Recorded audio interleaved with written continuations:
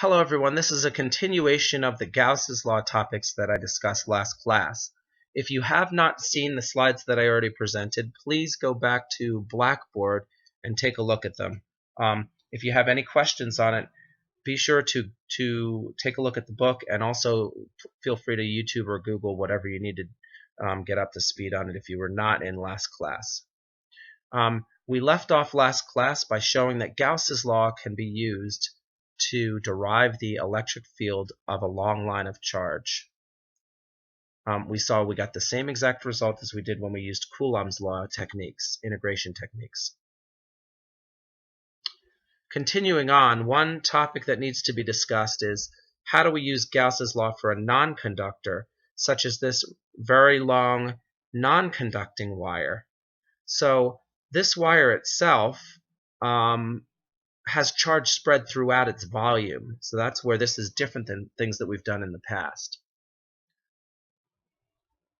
If we call the total charge Q, which for a very long cylinder Q is a large number approaching infinity, but that's something that we don't need to actually consider at this point. You'll see why. But if we consider that this is a long wire, and the reason for that is so that the electric field is uniform and points out perpendicular to this wire itself, then we can apply Gauss's law to the surface.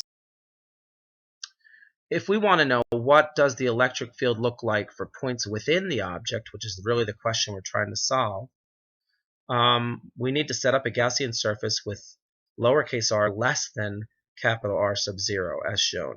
So the Gaussian surface is shown in blue, and the actual cylinder that's charged is shown in orange.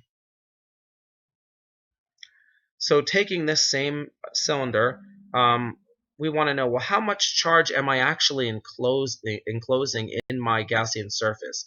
I'm not enclosing the entire amount of charge, but how much of it am I enclosing? So in order to do that, we need to define volume charge density, rho. So we've already talked about surface charge density, sigma. We've talked about linear charge density, lambda.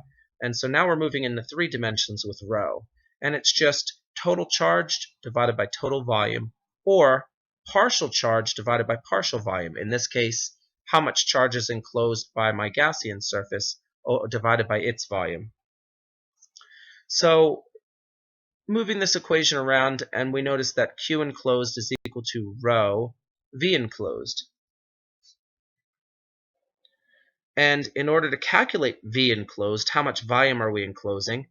That calculation is cross-sectional area, pi times lowercase r squared, for my blue surface, multiplied by the length. Remember, we define both of these. We define length and we define lowercase r. So we'll know what these values are when we set up the problem.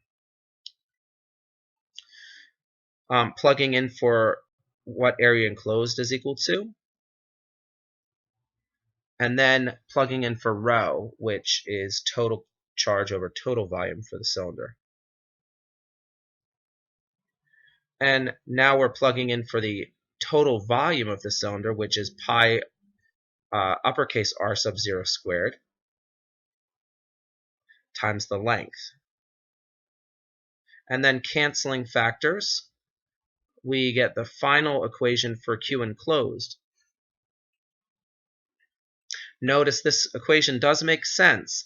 So as once lowercase r equals capital R, Q enclosed equals Q total. So that makes perfect sense. So now that we have Q enclosed, we're going to use this value in our Gauss's law equation. So the right-hand side of Gauss's law becomes Q total R squared over epsilon sub 0 capital R sub 0 squared. The right-hand side. And then the left-hand side we haven't done anything with, but we know we can take advantage of symmetry. We can be good creators, and we've already done that. We've chosen a surface that makes sense here so that the electric field is constant on our surface and the electric field is parallel with the surface vectors. And so we can pull that electric field out of the integral, we can get rid of the dot product, and we're left with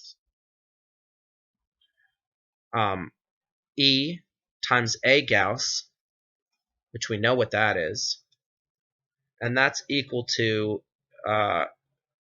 E times circumference times length. Why is this the case? We've talked about this in class, and it is due to the fact that at all points on the two ends of the cylinder, E dot dA equals 0. So those two end surface areas do not contribute to the left-hand side of Gauss's law. And so the final equation here, E times 2 pi RL equal to Q R squared over epsilon sub 0 capital R sub 0 squared. All we need to do is divide through by 2 pi RL and then simplify to get our final result. And so here is our final result for the electric field inside this non-conductor. And what we notice is that this electric field varies linearly with lowercase r. So the further we get away from the center point of this cylinder, the electric field is growing linearly until eventually we reach the outside surface. So what I want you to take note of and maybe write down is that once lowercase r gets to capital R sub 0, this equation becomes the same equation that we got for the long line of charge for points outside. And so this result makes sense. So the last topic that I'd like to discuss is what would happen if a conducting material is exposed to an external electric field. And also then we'll quickly touch on what would happen if a conducting material such as this shell shown has some kind of charge within it, what happens with that electric field. So those two questions. So we have a conducting shell, kind of like a ring of metal, very similar to what you've seen in your electric fields lab. And we want to know what happens when that ring of material is exposed to an electric field. So the electric field may be generated by a bolt of lightning, for instance, or maybe large capacitor plates outside of this ring of material.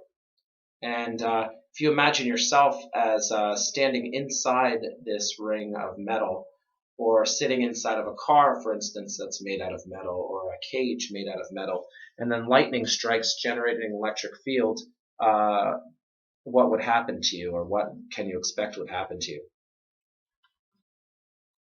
So we know that electrons inside a metal can very easily move, and so this electric field will move electrons in that metal. A portion of the electrons in that metal will move to the left in response to that field, and leaving positive charge to the right as shown.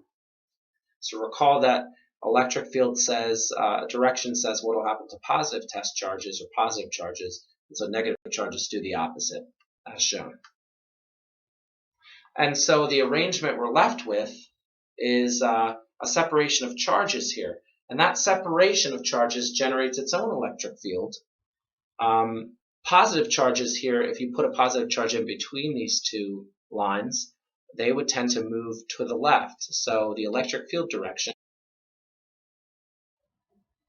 is to the left and opposes the direction of the original field.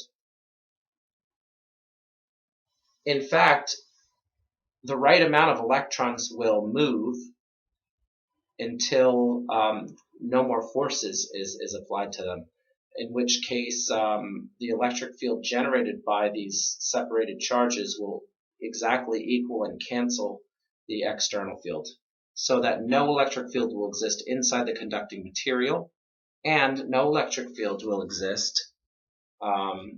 I should clarify, when I say no, I'm referring to no net field will exist within the conducting shell. And so if you were a person standing in this shell, you should be completely safe from the external field.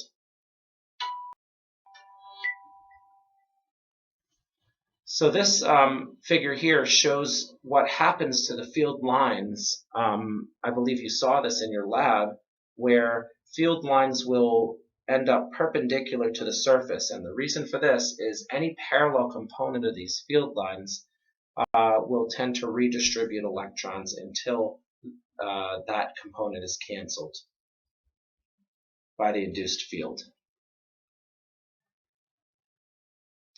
So now what about if this shell contains a point charge to begin with? What happens to the field of that point charge? Well, we can see automatically that if we were to imagine that center point charge as being 8 coulombs of charge, that 8 coulombs would repel 8 coulombs of electrons, so that those electrons move to the outer surface, a total of 8 coulombs, and leaving 8 coulombs positive charge in the inner surface of the conductor. And so, as you can see, now we have a field, induced field generated in the conducting material that opposes and cancels the field due to the point charge, so that still no electric field exists within the material of the conductor. And the only field that exists anywhere outside or inside this conductor is what would have been there whether the conductor were there or not. So it's basically a field due to the point charge, as if the conducting shell were not even there. If you have any questions about this presentation, please feel free to email me. And other than that, please make sure you take the quiz on this.